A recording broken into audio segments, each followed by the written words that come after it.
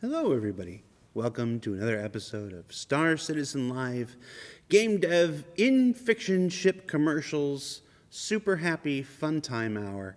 I'm your host, Jared Huckabee, and if you've never seen Star Citizen Live before, I almost messed up the word "seen." It's a good day.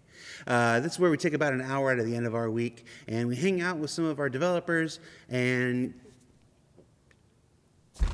talk business, talk about their work, explore the process. Today, on this week's show, we have two people who have never, ever, ever appeared on Star Citizen Media whatsoever. You've never seen them before, so let's meet them now. That's the wrong screen. There's the screen. This is Jesse and Alex. Say hi, Jesse and Alex. Hi. Now, Jesse, let's get started here. Just real quick, tell everybody who you are and what you do for Star Citizen. My name is Jesse. I am the Associate Director of Marketing Cinematics for CIG. Primarily, we work on ship commercials, kind of video content, kind of all the cool videos, stuff that you guys get to see all the time. I've only been here about a year now, so actually I think this week is actually my year anniversary. And prior to this, I was in the visual effects industry for about 12 years, working on quite a few things, a lot more space projects, very similar vein of things that we do here.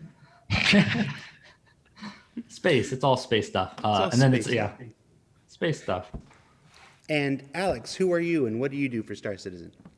Hi, I'm Alex. I'm one of the senior marketing cinematics artists here in the UK, and I work on a lot of the in-fiction trailers and stuff that you guys see that we put out there. And I've been here for about 3.5 years now. And before that, I was actually making short films in CryEngine in the community. One of the ones I worked on was called Letters from Vega, and joined CIG after that. Alex came from the community, so it's like somebody else you might know. Yeah, actually, he was the inspiration for me actually doing what I did. So I owe that guy a beer.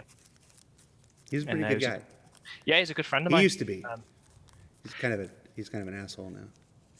All right. Oh no, we're on about different people. Are we? Yes. We're not talking about me? Oh no, we're no, I was talking about one of the guys in the Cine team. He made I don't want to name drop him because obviously we're live, but he's a guy who made Combined Arms. See, I thought you were talking about me. You can be my inspiration, Jared. Thank you. Sorry. All I've ever wanted to do is be somebody's inspiration. All right, so before we get into it, because this is the first time that folks have seen you a little bit, I do want to push you a little bit, Jesse. You were very modest in that you came from another sci-fi universe. So I want to push just a little far. What other sci-fi universe did you come from before you joined our team at CIG? I've spent the bulk of my time over at Industrial Light and Magic, Lucasfilm. Did quite a few Star Wars projects, Clone Wars, Rogue One, Last Jedi, Rise of Skywalker, Season 1 and Season 2 of Mandalorian. Worked on things like The Martian. There's another good space one. Avengers, Infinity War, Endgame, Guardians of the Galaxy. Small stuff. I don't know if anyone's watched those. Just small stuff. Small stuff. So you come from a world of Lucasfilm and Industrial Light and Magic, and you come from there to Star Citizen. What kind of transition is that? Do we operate? I can't imagine making a video game is the same as making special effects and stuff for Clone Wars and stuff. What's that transition like? Surprisingly similar. Because we do kind of cinematic work and it's like linear content going to the web video kind of thing. Creating shots, creating edits, stringing it all together is a very similar process. The main difference here is we've got a nice real-time engine to do things out of, which is fantastic. And real-time is taking over the industry slowly, especially on Mandalorian. That was used kind of behind the scenes kind of thing. So the real-time stuff is kind of coming our way.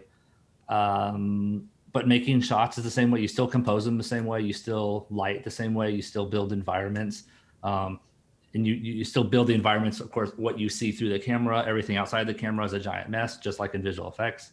I mean, you see Smart Hulk in Avengers, torso up at the bottom, like his legs are floating off in different directions that no one gets to see. So it's the same kind of in both ways, just for you only work content. on what the camera gets to see.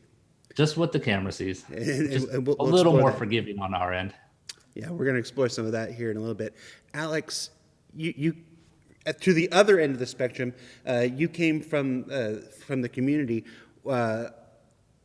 CIG is known for bringing in quite a few people from the community. How is that transition? Because we don't usually get to explore that either. When you came behind the curtain, was CIG everything you hoped it was, or were you in for a big sticker shock? To be honest, it was a shock, but in a good way. So when I started, our department, so you can kind of everyone thinks about cinematics. You'll think about the guys who work on Squadron 42 and some of the PU stuff that you see for like some of the stuff we've seen previously and things in game and stuff. But when it came to the stuff we do, that was almost brand new when I started. So it was kind of a little bit of a trial by fire, where it's like, I remember joining, and then it was like, okay, we're gonna make a trailer for PC gaming show, and I was like, okay, and what we ended up with was really cool, and but it was really good fun. There was a lot of freedom in that, in how we were doing it, and we still do it now. We touch so many different parts of the game. It's just awesome. Yeah.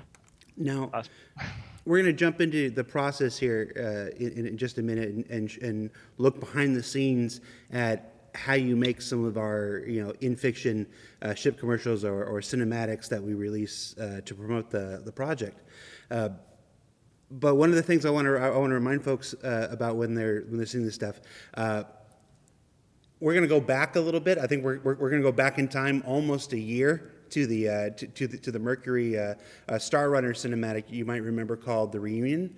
But we are not using the engine and the editor of a year ago. We are using today's stuff. So as the game is updated and it progresses, many things break.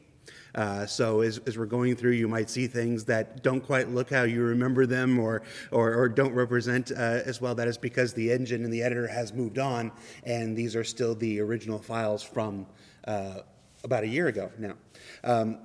Also, when you guys are working, because we don't hold on to a lot of stuff. We obviously hold on to a lot of stuff for Squadron 42, but for the Star Citizen and the Persistent Universe, when a person says, "Okay, this ship is done," and we kick it out the door, like we kick it out the door in the next patch. So a lot of the make our times, trailer during that final bit too. So we're making the trailer while they're making the ship, and then it all comes out at the same time, which is its own unique funness. Yeah, so a lot of the times you're working with incomplete assets when you're making these things, and so we'll see a bit of that too. So why don't we go ahead, and you've got the editor open. Let me bring that up here. Yep.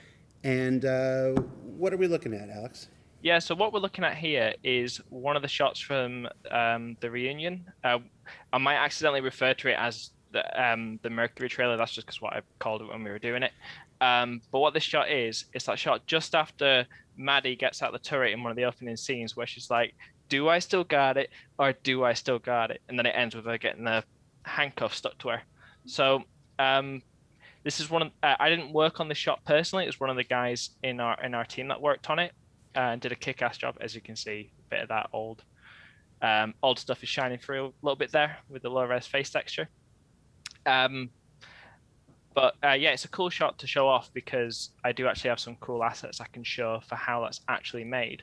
So this is kind of what we ended up. So we ended up having this section of the ship that we dressed up and made Alex Dugan's own. And it's looking pretty sick, and it's actually quite a simple shot as well, in that you've got obviously two characters with their own performance, kind of interacting with each other. This is kind of the final result. which is pretty cool. Now, what is this thing that we're seeing down in the lower half of the screen here? Oh, yes. So this is called the Track View Editor. It's our cinematic tool that we use for pretty much everything we do.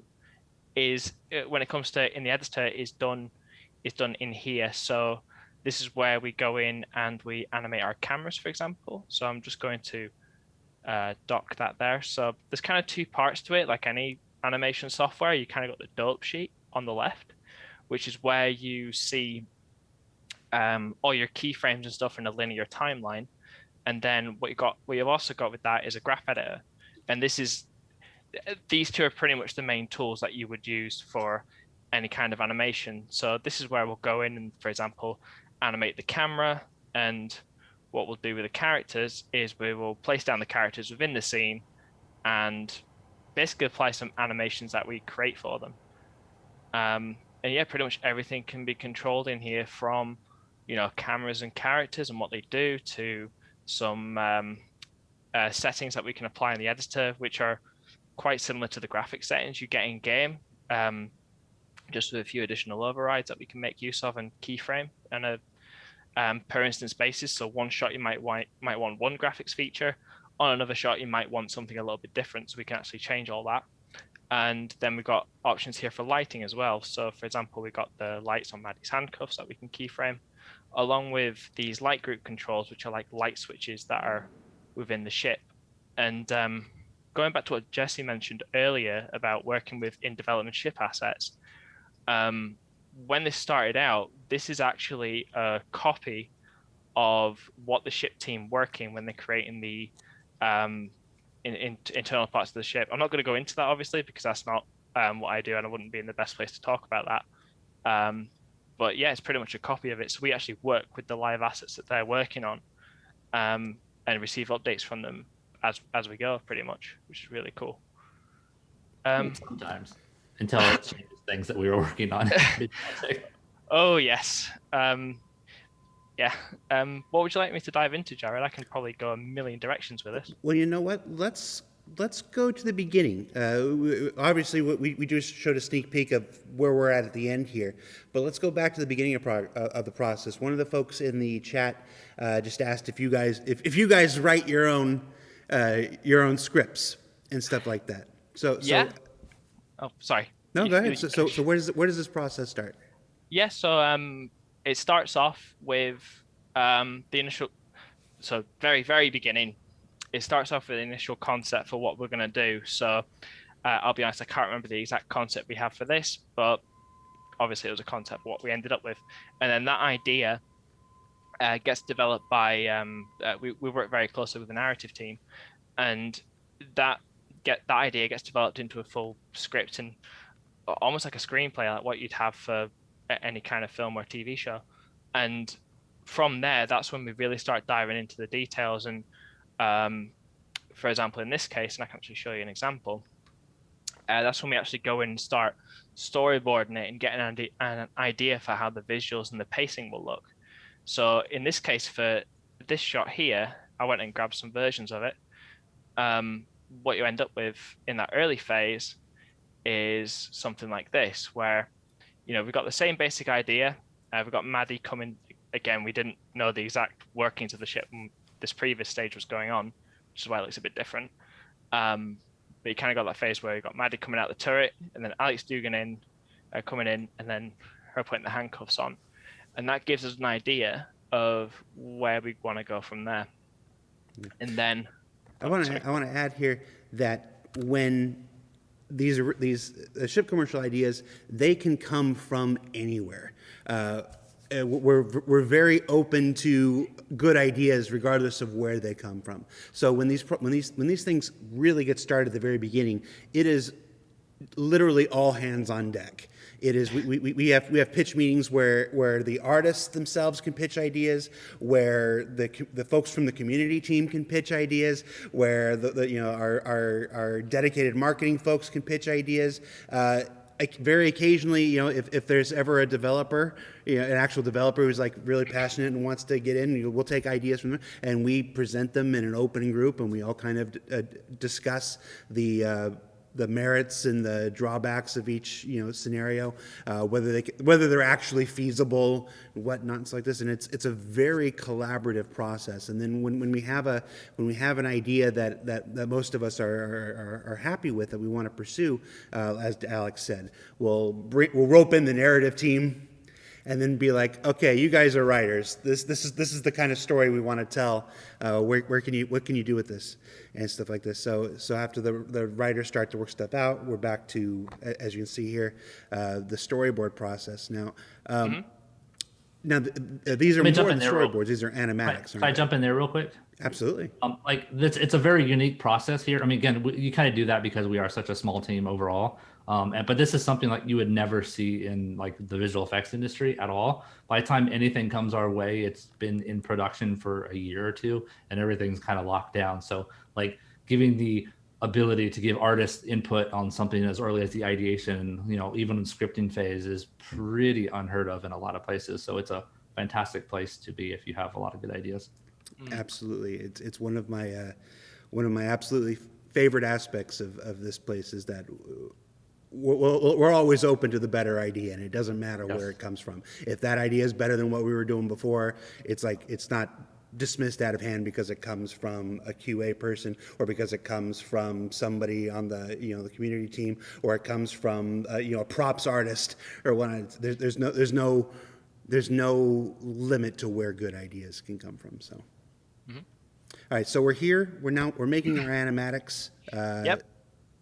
So typically, what this will the guys that will handle this will be the Jesse, and the project director and editor will generally go through and basically build these animatics that we're going to they're almost like the creative foundation of what we're going to do. This is the template that obviously it can change as pacing and stuff changes, the project develops, but this is kind of the template that we're going to follow from this point, and when we really start to really nail down what we're doing, and typically once that's in a really good spot, what we will do is actually move on to the next phase where we'll actually take the animatics that we have and actually start to put them into a 3D scene and into the environment that we're going to use.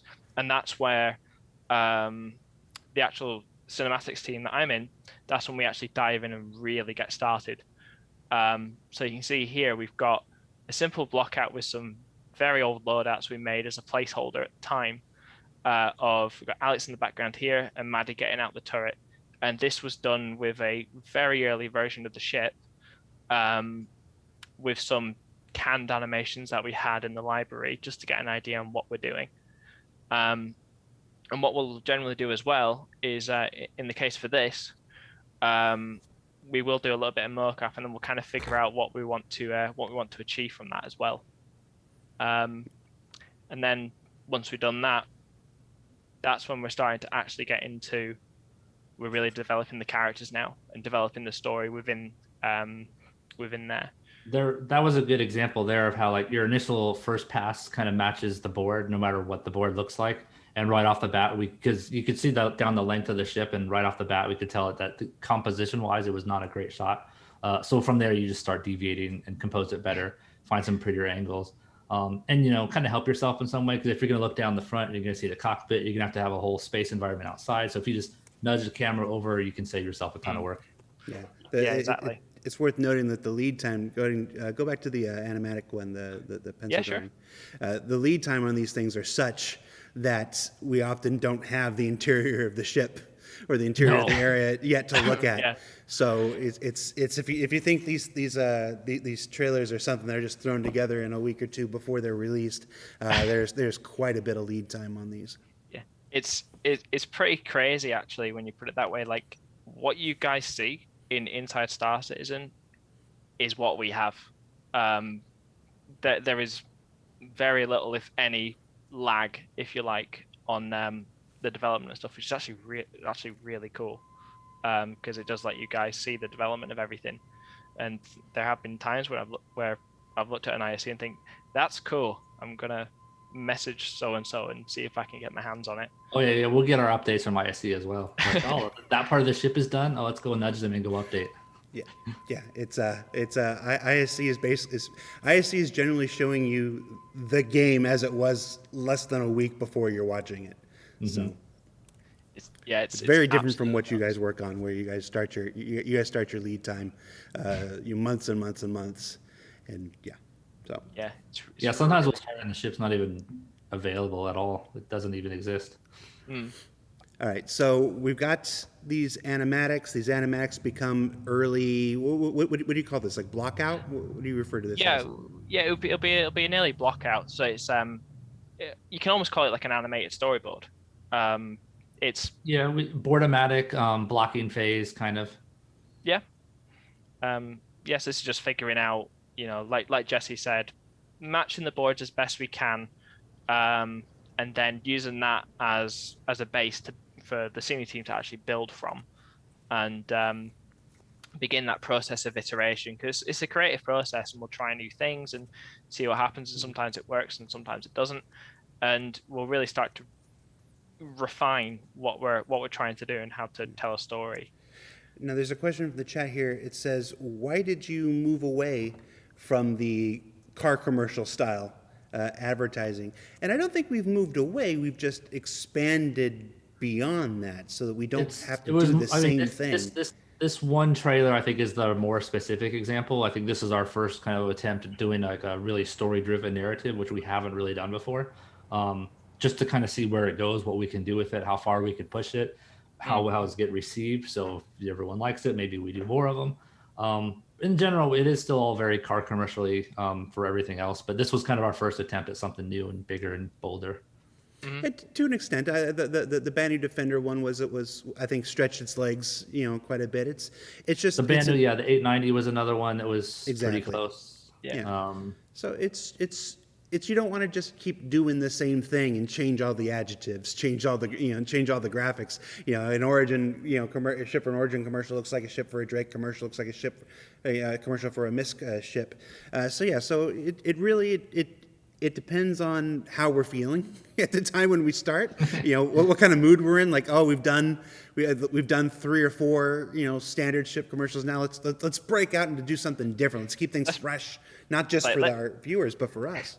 That's when we turn around with this and be like, let's make a movie. Okay. Yes, and this one was like, let's make a little movie. And it's like, all right. We'll do that. Yeah, it's about pushing ourselves too and seeing what we can accomplish. Exactly, and I don't think there's been any other. The reason we picked this one is I don't think there's been any other project, just because of the size of it, where I've learned nearly as much in such a short span of time. Same with all the guys, just because of what we were doing with it. Challenges are fun. Okay. So we've got our boardomatic. What happens now?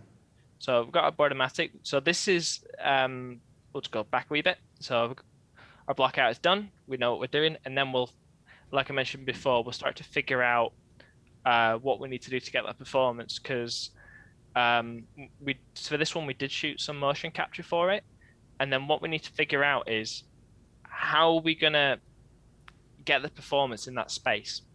So we actually ended up taping down little bits of the Mercury set here on the floor. So we had little pathways that someone could walk through and actually act to it. So we actually had 2 people acting towards each other like you would on TV, or where you look at behind the scenes footage of people on a sound stage. And it's the same kind of thing with all the markers attached to them. It's pretty much the same stuff. Right. Folks have seen that we have in our Austin studio, we have one of the office areas is also rigged up with motion capture cameras, and they can slide the desks over and tape out the floor and work there. We also have our Darby, I can never get the pronunciation right, studio. Darby studio that has its own built-in mocap studio. So it's real easy and cost effective for just a developer to set some stuff up and then stand there and calibrate and give us some rough stuff that we can use for stuff like this. Exactly. So what we did for this, it's a bit more complicated than that, but we literally just ring up the mocap guys. Hey, can we pop down for a quick shoot? So it's a bit more to it than that, but it's all internal, and it's really, really cool. So yes, we do that, and identify the props that we need. So, for example, we had a chair here with the turret on it, and chairs in the cockpit and things like that. And we'll just get an Apple box and we'll sit on that. The whole point of it is to get a performance out of it. So having it exact, you don't need to build a whole spaceship, basically,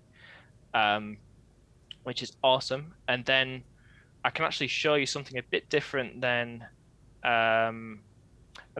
Premiere here. I can actually show you the next stage of that and exactly how that looks. So this is basically a copy of the interior of a Mercury that I chopped the top off to remove the ceiling, and this is basically what we would use for the animation of it. So we can actually bring the characters together and start that process of properly cleaning it up and really defining that performance we get out of it. So I can kind of show you here that this is exactly like the shot that we had in the editor that I showed you at the beginning. So similar to what Jesse mentioned earlier about characters, if you only see the waist up and the feet are all over the place, exactly the same with us. So we'll provide some camera exports for some animators we work with, and they'll do the same thing. It's like, if it's in shot, we'll clean it up and make it look great, and then but if it's out of shot, we don't have to worry about it too much. And for facial performance, we also work with the animation teams on that as well, and they do a pretty awesome job every single time. After that, to be honest, it's all about refining and lighting and making everything look fantastic. It's really straightforward from that point as far as process is concerned. Cool. And these are the kind of stages that you get through refinement, and as the ships are developed and finished. So this is what? This was scene 6? Scene 1? This is scene 1. So this is right at the very beginning, where we're seeing, right. Maddie going, do I still got it, or do I still got it? And she just kind of, it's just kind of showing the progression of it, really, as we go through. And, we'll take what's there and we'll add a bit to it to make the characters really, really shine, which is kind of what we ended up here. It's a good example of how the lighting changes as well, because lighting is one of the last things usually it goes into ship production. So we kind of don't know what the interior ship lighting looks like until long after, almost the end of the project sometimes. Yep. We'll generally try to roll it in, but sometimes we'll kind of deviate a little bit just to make it more cinematic, a little more interesting. We try and stay true to the ships as best we can when we can, but again, we're working on it as they're working on it. So, is there another scene that we can jump to and take a look at? Yes. Can I start that with an apology? Sure. Hold on. Let me make it big screen.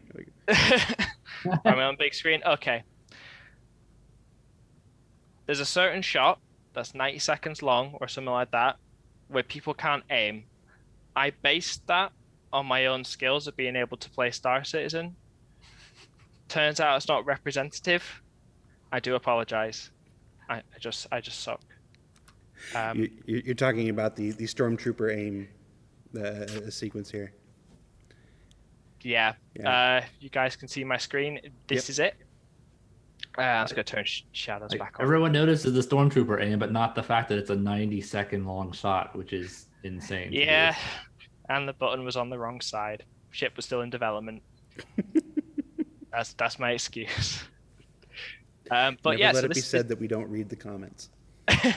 We do. We agonize over them in our beds at night. Oh yes. So this is it here. So you can kind of see Alex and Maddie here. So if I switch to my sequence camera, and I'll bring the track view onto the screen as well. I was worried there. So if I actually play through, it's a little bit laggy because I've got a lot going on, and I turned all my optimizations off. But you can kind of see here that we got Alex and Maddie running forward in real time in the editor. And this is the cool thing about doing all this in engine like this, is I can look at this and see what I see here is what is going to be rendered and exactly what is there, which is super, super cool. So yeah, that's kind of it here. So if I were to look at it from the top down, you can also see, and this was speaking of challenges, this was a cool challenge. It's how do you get a seamless performance from two actors running obviously we cannot actually build all of this. That would be ridiculous. But how do you get that? So that was a really fun thing to work on. So you can actually see here, it's all seamless, all there. And we actually get in here, they get into the vehicle, and it's about, and also this camera was hand animated as well. So it's actually going through and getting that. And they're actually seamlessly moving up here. So you can see I cut some corners there a little bit because you didn't see it. And the crazy thing about this as well, because it's in our game engine, I'm not going to do it because I know for a fact I'll fall through the floor just because of how I set it up. But normally when I set it up properly, we can actually hop into game mode and actually shoot these people, which is really cool. It's just exactly the same toolkit. That's a little bit broken, so I do apologize for that. But yes, it's just kind of a little view into how that's made, and there's some cheeky little camera cuts here as well, just to make life a bit easier for myself when I was animating it. But yeah, it's pretty cool. So I'm not. Oh, I hope I haven't crashed there. I think I might have crashed. I did. Yeah. Oh no. We've got that to contend with as well. Chips are in development, but so are the tools. That's the truth. No, we have an entire tools team dedicated to creating new tools and new tool sets for our developers to use, for our marketing cinematics team to use and stuff like that. So we very much appreciate them. Thank you. Oh, they're fantastic. I've had many a beer with someone. Shout out to Martin Senior and his team. Yes, many a beer. All right. So, what is this you have up here now? Yeah, so this is pretty much what I had on here with this shot. So as you can see, I put a bit more effort into this one and put them side by side just in Premiere real quick. So you can kind of see if I hit play. No, I don't want that open at the moment. Come on. Yeah, if I hit play here, you can see on the top left, we've got the initial storyboard animatic we had. And on the bottom right is the final shot. And so it's going 0, 1, 2, 3, 4, 5, 6, 7, 8. So left to right, then down, left to right in order. And you can kind of see the visual progression of it, where we started off with the storyboard there. And then this was the initial block out, which was actually before this edit. Merely to get an idea of the timing. So this was actually something that had to be really choreographed and figured out really early on. So the first thing I did was create a timing reference. And then you guys have kind of mentioned before on other streams and Inside Star Citizen and that the white box and gray box design process a bit. So that's exactly what I did here as well. So I'm just going to go full screen on one of these, and I'm just going to turn off a bunch of views. See if I can turn that off there, because I want to make one of these full screen because it'll really look cool. So for example, here it's pretty much it's not exactly the same, obviously, because we weren't designing this for gameplay. We were designing it for a pre-rendered cinematic. But what you can kind of see here is a similar idea where we start to block out everything we're doing with primitive shapes, and then start to really bring in the animation. This one's a little bit further along than the actual white box, just because I've got some terrain and stuff. But you can start to see elements of that here, where it's just kind of flat, primitive planes and things like that, and some early ideas for playing with the environment as well. And then after that, because that gives us basically everything's a template for a template for a template, and then you just kind of build and build and build on top of that, if you like, and really start to refine different bits of it. So for example, pause. Is it pausing? Yes. So for example, here we'd have nothing, and then you start to bring in some set dressing there, and you can also see some of the timing start to change a little bit as we're basically just starting to refine our timing slightly and refining what we want to do. And then you can see at the bottom, as things have really started to get nailed down, everything's more or less lined up, and it's all about polish and more polish. So basically all your big changes would happen in these first handful of iterations, and then after that you really know what you're trying to do, and then you can really get into the details and figuring it and basically making those details shine. Well, if everything is working the way that it should, all those big changes should happen in the first 5. You try to avoid having the big changes happen Yes. in the back half. You can't Yeah, always avoid no. it, though. Yeah, sometimes it happens. You get quite a bit of the way through it, and you're just like, this ain't gonna work, and then you have to change it. It happens, but it's all about minimizing that, and we're generally really good at doing that. Just basically cutting the stuff we don't need really early on. Yeah, either something you realize that something isn't going to work, and you unfortunately you just can't realize it until you get so far along, or like as often happens, you have the better idea, and you're like, oh, why didn't I have this idea? Yeah, 3 months ago. Yeah, and sometimes you get to the very end and you realize some things, and then there's just no time to fix it. Well, especially on this shot, I think it took you a good day or two just to get it rendered out and uploaded. It was crazy. Because obviously we're rendering high res files, and to be honest, my internet isn't that great. I was just waiting there like this. Upload. Upload. I want to go home. I'm already at home, but I want to finish. I'm tired. All right, I'll load this back up now. I actually have in here, I can show you, just going into a bit more detail on what that white box looks like, is you can kind of see it here underneath everything. So if I turn all that off, wait, did I turn the wrong thing off? I turned off the wrong thing. There we go. You can see that everything is kind of built on a, this is part of like another set we did. We kind of, this little area here, we split into 2. And the scene here where we had, we called him Boss. I don't think we actually gave him a name. We just called him Boss Man. Another artist was actually working on that. It was kind of its own self-contained thing, and kind of using the setup we have with like object containers and things, which are basically, you guys have talked about it loads. It's like a self-contained level or prefab you can bring in, but with more to it. So I had an artist was actually developing this bit, and then I could reference that in seamlessly. You mentioned this guy's called Bossman. Very regularly, names for these things sometimes don't come up until much later in the process. Like the reunion, for instance, you're used to referring to it as the Mercury commercial or whatever. Yeah. It wasn't called the reunion until about 30 hours before it was published. It was about 30 hours before David, myself, Jesse, a bunch of folks were sitting there just spitballing, throwing things out. We had our thesaurus open, looking for stuff. I was even at the color session when that came up too. Yeah. So like everything, all the shots had been delivered, and we're just doing kind of final color on it, and then we're trying to come up with the name. XSF 561 says, running out of time to answer questions. This is a game dev show, XSF. If you've seen them before, this is more about showcasing the process than doing a giant Q&A. We'll do questions as they're appropriate. No, fair dues. But yeah, this is just kind of the end of it. There's the button. See, it's modified. I took the panel off. That's my excuse. We did know about it. Yeah, if anyone's got any questions, I'm happy to answer them.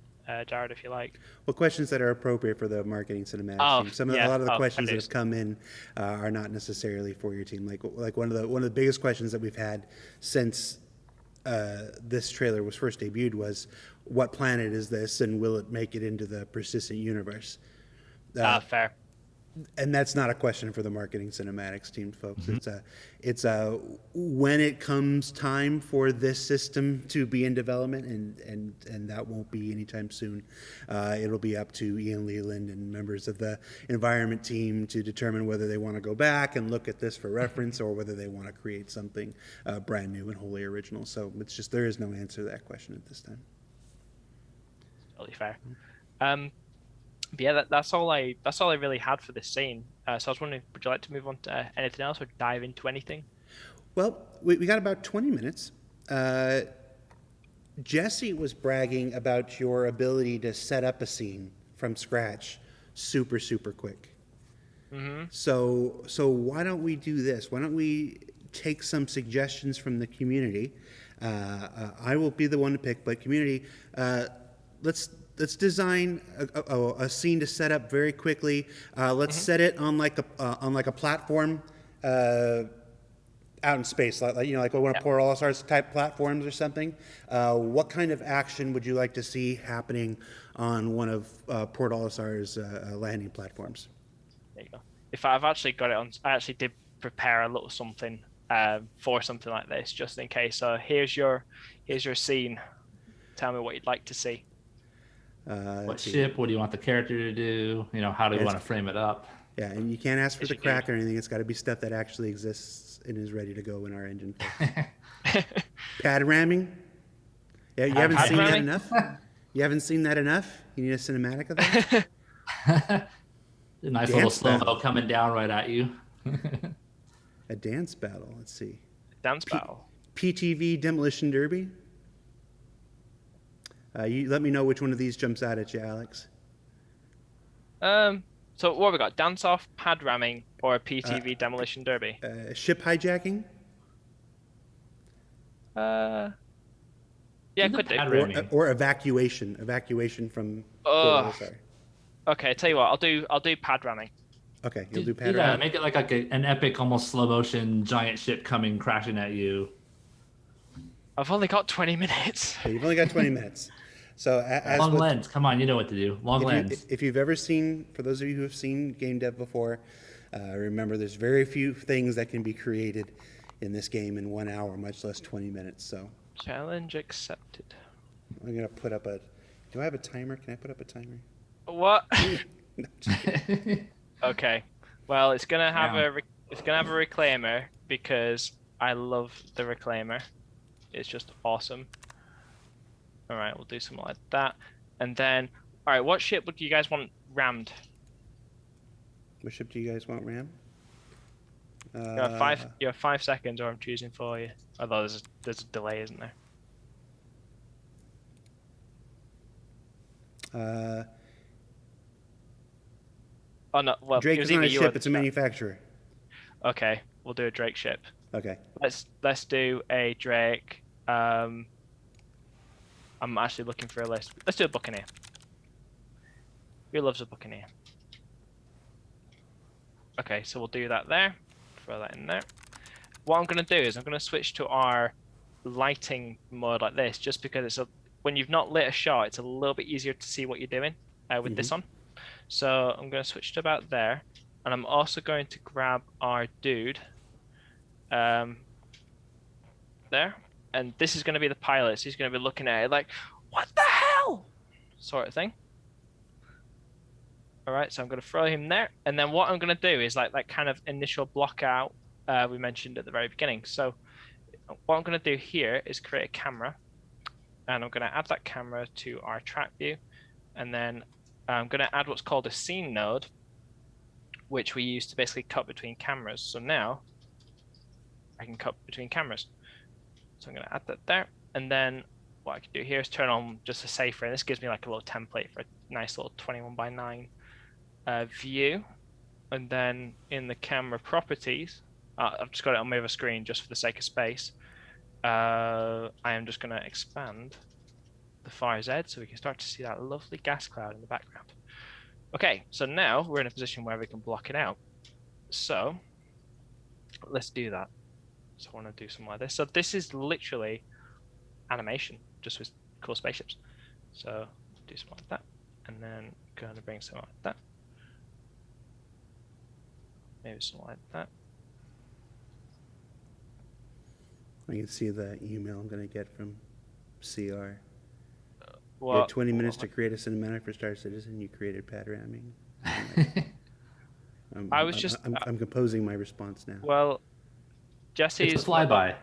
Yeah, Jesse's my boss, and he said do that, so I wasn't gonna say no. That covers you. It doesn't cover me. You're the host. We'll go to you. Maybe it'll be like a near miss. So it'll be like a flyby. No. We started this now. We're gonna finish it. See it through. Commit. Okay. So what I'm doing here is like I said, I like kind of block out. So we're a little bit off. So what I'm gonna do here is actually just shift the reclaimer over a wee bit there. basically I want the arm to just kind of whack it, like so, like doof. Again, I am animating this. I'm not like turning on physics or anything like that. Just to make it a little bit more predictable. Golden triangles. Relax. Don't take it so seriously.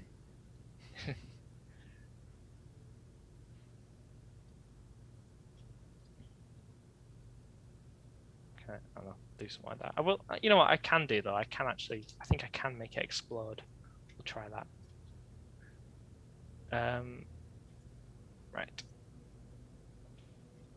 So what I'm doing here is I'm just gonna tweak the graph a little bit. This is just like a very rough blockout, obviously. So we'll do something like that. Can you grab it with the grabbing hands? Okay, and then what I might Was do he is grabbing it for salvage? Oh, he could. Tell you what, yeah, he could be. Let's do it. Yep, this is Repo Man here. Obviously, I'm just animating it, so I'm just gonna have it just kind of end up around there. There we go. That'll do. There we go. It's not pad ramming; it's pad gobbling. Okay. And then, what I like to do on ships and stuff is I like to add just a little bit of roll, because it just adds a lot. Especially if you add a little bit of roll to a big ship, it just looks cool. So I'll do that. Maybe. Okay, cool. All right, so obviously I've not really done much with the camera yet. So what I'm going to do now is I'm going to give our dude a little bit of an animation. I'm just going to do it on my other screen just because it's a bit lower res and it's a bit easier to read. I think what I'm going to do, you know what? I'm gonna make him dance, because why not? So he's like, maybe if it's instead of it being his ship, he's just like, yeah, reclaimer. Oh. There we go. Okay. So we'll do that, and then what I'm gonna do now is we'll start off on like kind of a neutral lens. So if anyone knows cameras and stuff more than me, which is a lot of people, I would tell you that. This is like a 35mm lens. So kind of, actually no, let's make it. So as well, long lens, always a long lens. What I'll do as well is I'll bring these two around here. Oh yeah, that's gonna be cool. That way you can get more of the ship, more of the Buccaneer that we're interested in, and the Reclaimer together. So I'll do something like that. And these blue bars here are like the edge of the camera entity, so I can actually see what I'm doing. So I might start off there, a little bit off frame. What I can do as well, I'll make this a bit wider, and it'll just give me a better idea on what the frame looks like. Even though, actually, nah, it gives us less realistic. Let's make it wide. Just like that. And then what we'll do is just have it track with our dude like that. Okay. And then just like that. All I'm doing here is I'm just making the animation linear, just so it does a constant speed the entire time.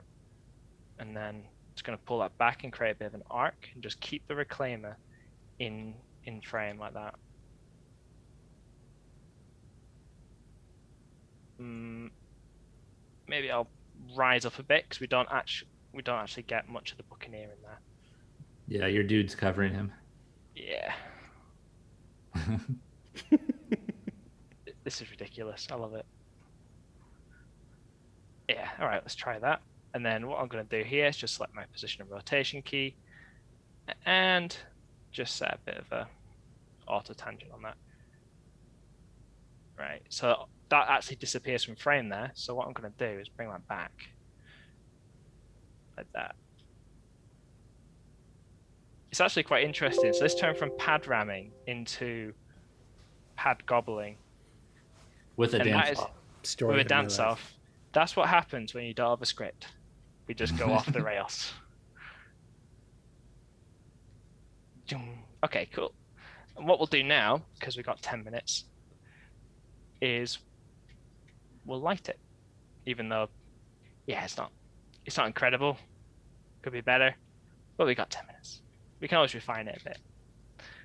So what I'm going to do now is I'm going to come out of this mode, and to be honest, the sun's actually already in a pretty cool spot. Backlight it. Backlight it. I'll backlight everything. Backlight it.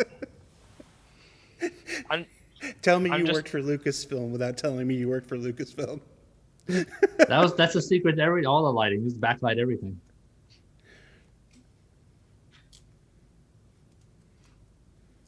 It's giving me an interesting red hue. It's like, I think it thinks it's on a planet. I think I broke it. Oh well, it's fine. Roll with it. Roll with it. It can be red. I'll make it red. It's a red sun. It's dying. Let's make it brighter. So just on my other screen, I'm just like, I don't know. Whoa, it's really red. This is interesting. It's very... Okay, what I'm going to do is I'm going to bring in what's called an environment probe, which is it basically bakes down some ambient lighting. So I'm going to set that to something ridiculous. It's like 5 or 50,000 or something nuts. Okay, and I'm going to set the priority. I'm just doing this all on the other screen, just because that's what my roll-up bar is. I hit generate, and this basically used to bake down some ambient lighting. So that's interesting that it's red. It'll be a graphics feature that I don't actually know how to use. See, we're always learning new things. Oh wait, it's not red that way. Okay. In that case.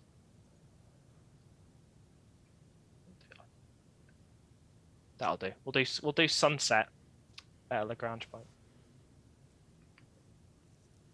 And then it's gonna set that to be white, and then I'm gonna bring the intensity down.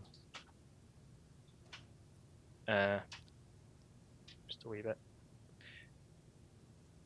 And what it's missing is some big old lights on the front. Oh yeah. So we'll do that too. So what I'm going to do here Maybe is I'm just basically... long beams. Oh yeah. All I'm doing here is I'm just bringing in a tag point, which is basically a null object, and it just gives me an easy way just to parent something to a ship. You remember the original George Hull concept for the Reclaimer that had the big floodlights on the front? Oh, I think so. It was a long time ago when I watched it. Did I accidentally freeze it? I think I did. Oh, Shout no, out I to didn't. George Hull, friend of the show. Right, let's bring that on there. And then, again, emphasis on doing this very quickly. So this is not representative of a final product. Got to do it super quick. All I'm doing here is I've got windows galore at the moment. Let's make it 5. So now we've got a super big light, and I'm just going to set it to something redonkulous. Yes. I'll fix it in a moment. So we're going to set the bulb radius to be about the size we're interested in. There's no pilot there, but we're not going to worry about that right now. In fact, one of the first things I did when I joined the company, it was about the time when the Reclaimer was in development. And the first thing I did was dive in and make like a little internal shot on it, which I've since lost forever. But it actually involved hijacking it. We had like a little firefight inside it and stuff, which was cool. But ancient history now. Ow. Okay, so that to be 800. I think what I can do as well, see if I can increase the shadow distance. Oh, I think it's already casting shadows. Maybe. Let's find out. Shadow distance, where are you? Let's start at 80. Yeah, so casting shadows. There's a few little CVARs I can dig into if I were to refine this. But what we're also missing are, of course, lens flares. So what I'm doing here, unfortunately, it's just on another screen just because of where it is and for time and stuff, is I am actually bringing in a lens flare. So let's see, turn lens flares on. Whoa, Jesus. I'm going to turn lens flares off. Okay. Gonna apply lens flares there. I'm basically going to modify these two lights at the same time. And then we'll do, where's the lens flare button gone? There it is. Okay, obviously we're not going to do that. Oh, it's deselected them and I can't see. Let's try this one. I have an idea. Actually, you know what? I have an idea. Let's take both of those off. 4.5 minutes. I have 4.5 minutes to add a lens flare. Okay, I got this. Okay. Well, then you got to do depth of field. You got to do camera shake. Come on. Well, All the things. Come on. All the things. lens flare is most important. Everyone loves a lens flare. Debatable. I love a lens flare. I'm the one with the editor. You know what? Screw it. It's not. Yeah. There's too many options. Let's do depth of field. So, or camera shake. We can do camera shake. So our camera shake properties here, we can basically define how much or how little we want. So what I like to do is start off with kind of similar values each time. So let's start with 5. So it's 5 degrees amplitude on 3 axis, 2.25 seconds frequency. Little much, so let's bring the amplitude down.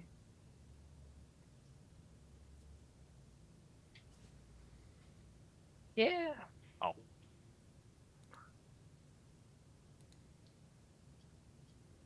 Yeah, that'll work. And then what I like to do on these guys is it's going to have like a little high frequency rumble. So what I'll do is this amplitude B, I will bring that right down. This is like kind of our high frequency rumbler. So we want it kind of at max rumble about there. And then we're going to have it fade back to 0 towards the end of the shot. And then what you can do is just kind of have it peak around there. So you see as the reclaimer's getting closer, that rumble increases. And then it goes, ow. And then disappears. What I'll see if I can do in the last 3 minutes or 2 minutes is I'm just going to add a track. See if I can add an event. That'll work. No, wrong one. Basically, I'm looking for a kill trigger. It's dead. There we go. There's another one here, which I'll just hit def as well, just in case. So I'll have it blow up around there. And what I can also do, because we're using the actual ship as well, is I can grab it. In my other window, I'm turning it on. Like that. The Buccaneer, I'm turning on. And if I did this right, which I probably didn't because of how fast I did this, the thrusters will fire. So, pad ramp. See here, the lights are on. The lights are on. Thrusters are reacting to the speed it's going. They're all on. So now when I play it, and I can only do this once because the ship should die, it should blow up. Oh, never mind. It didn't blow up. I didn't do it right. But there you go. That's getting thrusters on. And then any other things I do there is tweak the camera shake, add some cool lens flares to it. We got a moment. In the last minute, show off a depth of field a little bit. Yeah, let's do it. So what I can do here is just bring the f-stop way down. Let's bring it down to something very crazy. And then let's bring the focal distance up. So what I'll do here is just select this guy here. So this is how it would look at the moment with depth of field on.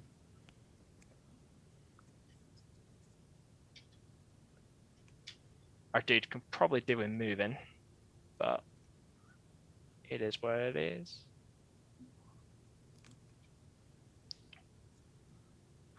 Start a focus picker. Yeah, so depth of field adds so much to a shot as well for just drawing focus, which is super cool. Did I click a wrong thing? I clicked the wrong thing. There we go. So you can kind of see here, this dude's out of focus. Looks really good. He's just oblivious to what's going on. Yeah, there's a shot in 20 minutes. Very cool.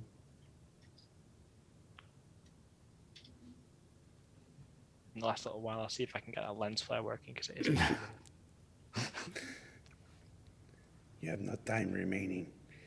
I will keep going until you boot me off. All right, no, we got to wrap up here. No worries. All right. Just the giant. Oh, there you got your lens flare. Hold on. All right, I'm happy now. Okay, ahead. we can finish now. Go ahead. Let's see. It's ridiculous. Boom. It's not aligned. It's not in the right place, but we have a lens flare. I'll fix it in post. Fix it in post. All right, gentlemen. Thank you so much for taking the time out at the end of your week to be here on the show with us. You know me, my favorite kind of shows are the ones that no other company would ever think to do. So it's been a pleasure for me to have you, Jesse, and you, Alex, here on the show this week. Show off a little bit of your workflow and what you do. If you have not seen the reunion Mercury Star Runner short film, it's available on our YouTube channel. Check that out. There was a first half, and then there's a complete full-length one. You can just watch the full-length one because it includes the first half. Yeah, for Jesse, for Alex, I'm Jared, and we'll see you next week, everybody. Take care. Thanks a lot. Thanks. Bye.